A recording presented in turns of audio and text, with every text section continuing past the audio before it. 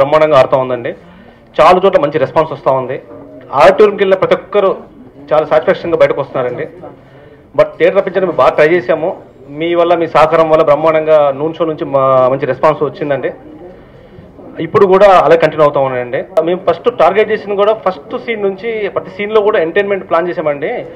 So చాలా మంది చెప్పారండి, పోసన్ గారి క్యారెక్టర్ చాలా బాగుందన్నారు, బ్రహ్మాండంగా ఎంజాయ్ చేశారు. ఆ తర్వాత హీరో గారు యాక్టింగ్ సూపర్ అండి, బాగా ఎంజాయ్ చేశారు. కామెడీ పరంగా నెక్స్ట్ రఘుబాబు గారు బాగా మార్క్ చేశారండి.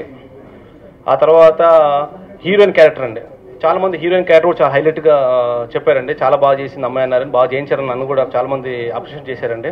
మ్యూజిక్ పరంగా కూడా మంచి సాంగ్స్ గట్రా బాగా కుదిరాయండి, అది కూడా బాగా ఎంజాయ్ చేస్తూ ఉన్నారండి. సాంగ్స్ కూడా ఫైట్ సీక్వెన్స్లో heroine first fight, introduction fight కానివ్వండి, ఇంటర్వెల్ ఫైట్, ఇవన్నీ బాగా ఎంజాయ్ చేస్తూ ఉన్నారండి. నాట్ ఓన్లీ ప్రాస డైలాగ్ కాకుండా పంచ్ డైలాగ్స్, ఎవ్రీ డైలాగ్ చాలా ప్రతి సీన్లో మేము ఫస్ట్ ప్లాన్ చేసుకున్నామండి. ఎవ్రీ సీన్ తప్పనిసరి ఒక్కసారి నవ్వాలని చెప్పి అనుకున్నామండి.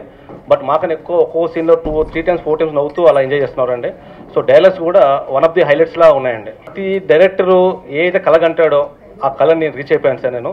సో మొదటి రోజు ఫస్ట్ డే కొద్దిగా ఇబ్బంది పడ్డా, ఈవినింగ్ నుంచి సెట్ అయిపోయిందండి. సో నేను ఏదైతే అనుకున్నానో ఆ గోల్ రీచ్ అయిపోయాను సార్ ఇది. సో చాలా మంది ఫోన్ చేసి ఎంతోమంది చాలా బాగా తీసావు. దట్టు ఏంటంటే నరేష్ గారికి ఒక గత చిత్రాల తర్వాత మళ్ళీ నేనే బ్రేక్ ఇచ్చానని చెప్పి ఆ ఆనందం మాత్రం చాలా సంతోషంగా ఉంది సార్. అది నా ద్వారా అది నెరవేరినందుకు చాలా హ్యాపీగా ఉందండి. కాబట్టి నాకు కొంచెం టెన్షన్గా ఉన్నానండి, ఎలా ఉంటుంది రిజల్ట్ అనుకున్నానండి.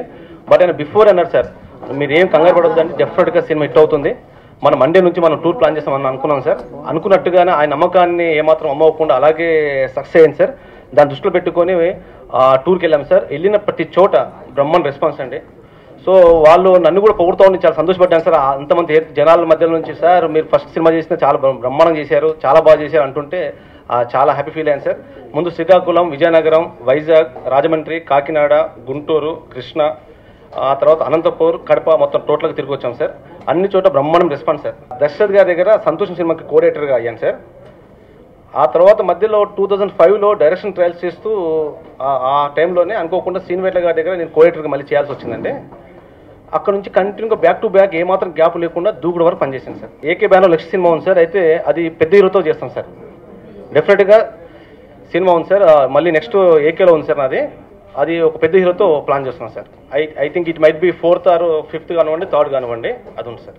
సో అలాంటి దొరకడం మన అదృష్టం అండి. సో ఒకవైపు హీరో గారు, ఒకవైపు ప్రొడ్యూసర్గా దొరకడం వల్ల నేను చాలా అదృష్టం ఫీల్ అవుతున్నానండి.